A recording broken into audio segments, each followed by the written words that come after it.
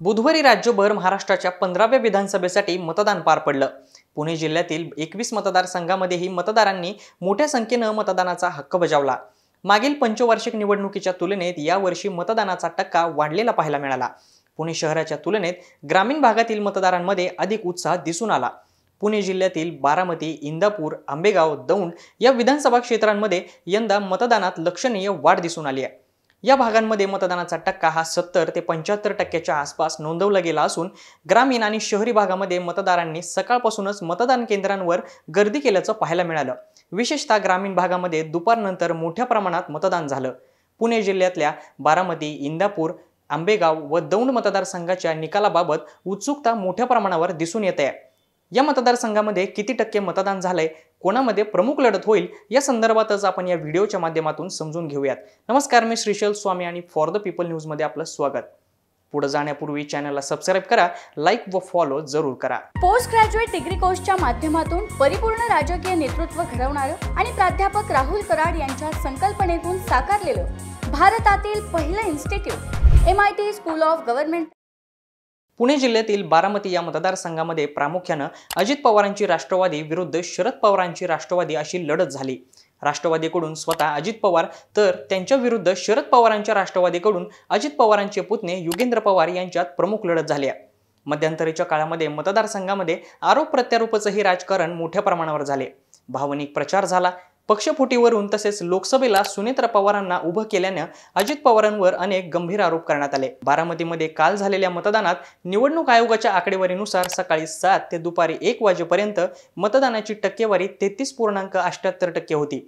तर दुपारनंतर या टक्केवारीत वाढ होऊन बारामतीमध्ये एकूण 71.3% मतदान झालंय।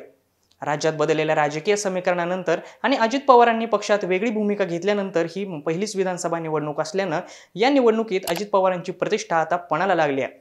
त्यामुळे बारामतीमध्ये काय निकाल लागणार याकडे सर्वांचंच लक्ष लागलंय। इंदापूरमध्ये अजित पवारांच्या राष्ट्रवादीचे विद्यमान आमदार दत्तात्रय भरणे, शरद पवारांच्या राष्ट्रवादीचे हर्षवर्धन पाटील आणि बंडखोर अपक्ष उमेदवार प्रवीण माने यांच्यात तिरंगी लढत झाली आहे। इंदापूरमध्ये निवडणूक आयोगाच्या आकडेवारीनुसार सकाळी 7 ते दुपारी 1 वाजेपर्यंत मतदानाची टक्केवारी 29.50% होती।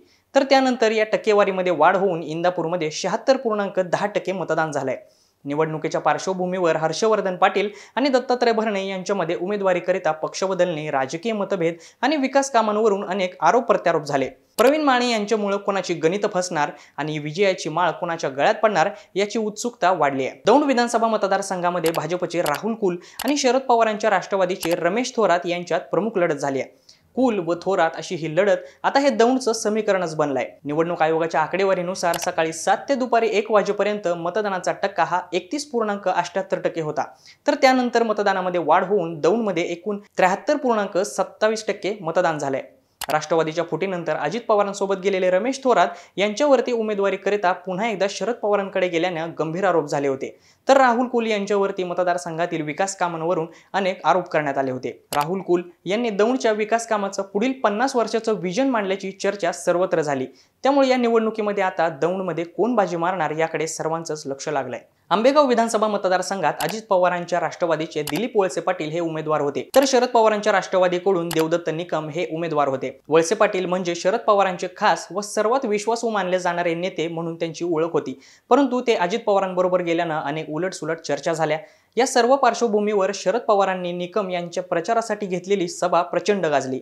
वळसे पाटील यांना पाडा असं शरद पवारांनी केलेलं आव्हान हे वळसे पाटील यांच्यासाठी आव्हान ठरणार का याविषयी संपूर्ण राज्यात चर्चा झाली। निवडणूक आयोगाच्या आकडेवारीनुसार मतदानाची टक्केवारी या मतदारसंघामध्ये सकाळी 7 ते दुपारी 1 पर्यंत 35.63% होती। तर त्यानंतर या टक्केवारीमध्ये वाढ होऊन आंबेगाव मतदारसंघामध्ये एकूण 70.1% मतदान झालं। या मतदारसंघातही आरोप प्रत्यारोपाचे राजकारण मोठ्या प्रमाणात झाले। ईडी आणि CBIची नोटीस आली म्हणून त्यांनी शरद पवारांना सोडून ते दुसऱ्या पक्षामध्ये गेले असे आरोप दिलीप वळसे पाटील यांच्यावर करण्यात आले।